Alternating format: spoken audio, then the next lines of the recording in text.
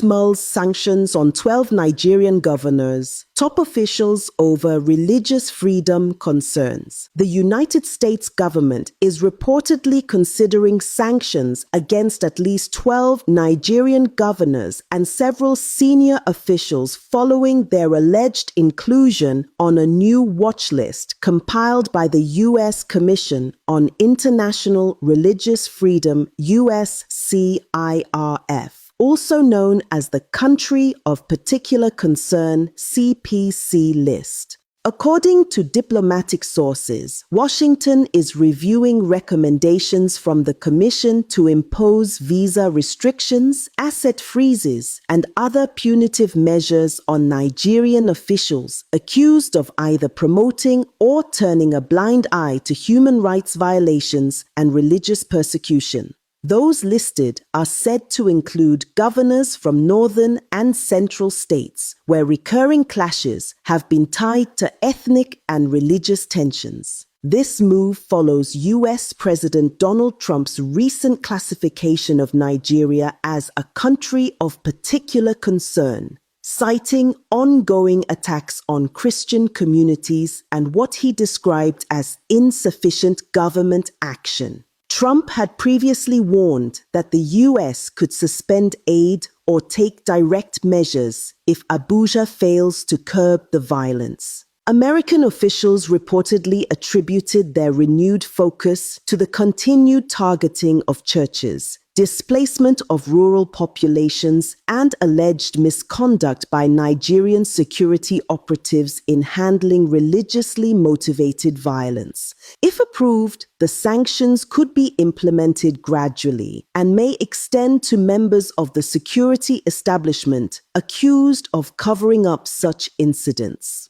Reacting to the development, the Nigerian government dismissed the report as biased and politically motivated. Presidential spokesman Daniel Bwala stressed that Nigeria's constitution guarantees equal rights for all citizens and cautioned against what he termed external attempts to misrepresent Nigeria's complex security realities as religious persecution. He added that the government would issue an official response once the U.S. finalizes its position on the proposed sanctions. The latest report from Washington isn't just another headline, it's a wake-up call. The world has lost confidence in Nigeria's ability to protect its own citizens. This isn't about America playing savior or about foreign interference. It's about accountability. The killings happening in Nigeria are no longer local news.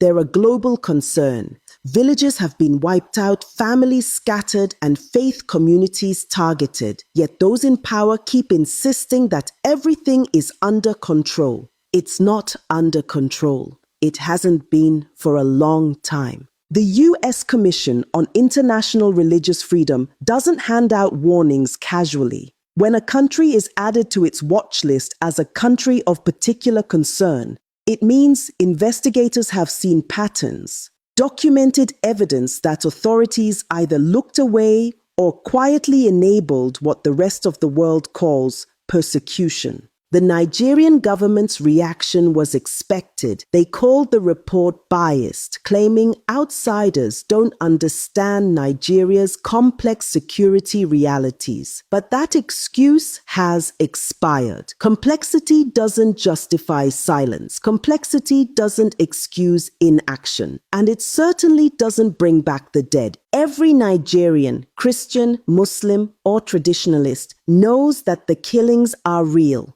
What people disagree on is why nothing changes. Some blame politics, others religion, and some simply say it's greed. But at the heart of it, it's leadership failure. When those who are meant to protect lives are more interested in defending their image, the country starts to rot from the top. Washington's move might finally change that. If these sanctions go through, officials who have long hidden behind power will feel pressure in ways ordinary Nigerians can't. Travel bans, frozen assets, diplomatic isolation. That's the language people in government understand.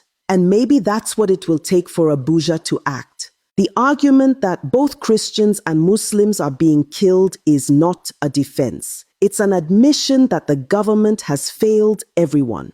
It doesn't matter who the victims are. The responsibility of any government is to protect every life. So whether the world calls it genocide, terrorism, or ethnic violence, the core issue is simple. People are dying, and those deaths are preventable. Nigeria doesn't need sympathy, it needs action. The US decision should not be seen as an insult, but as a mirror, one reflecting the truth that has been ignored for too long. Because every time officials deny what's obvious, they lose moral credibility, both at home and abroad. This is not about religion anymore. It's about humanity, and it's about leadership that either stands for life or stands in the way of justice. The world is watching, and this time, no one is looking away.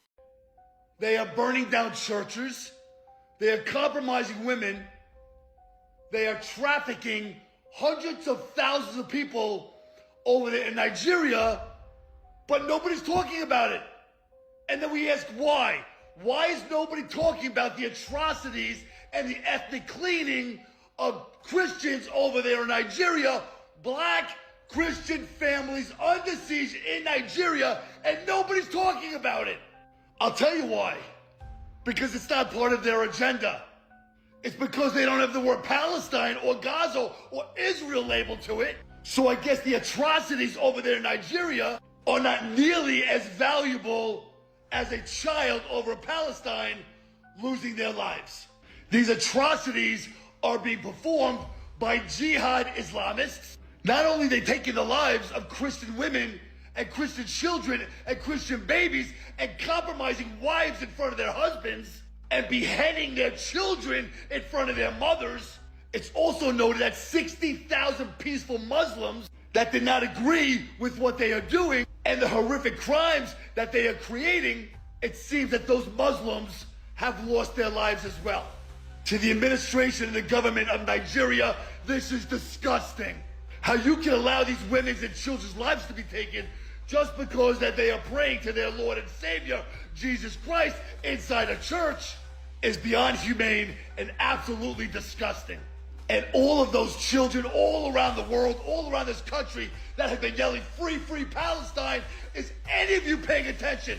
Where is free, free Nigeria? Why aren't you guys stepping up now? Why aren't you calling this out? Why aren't you using your voice to call out the government and the administration over Nigeria for taking the hundreds of thousands of lives of Christian women and Christian children over there?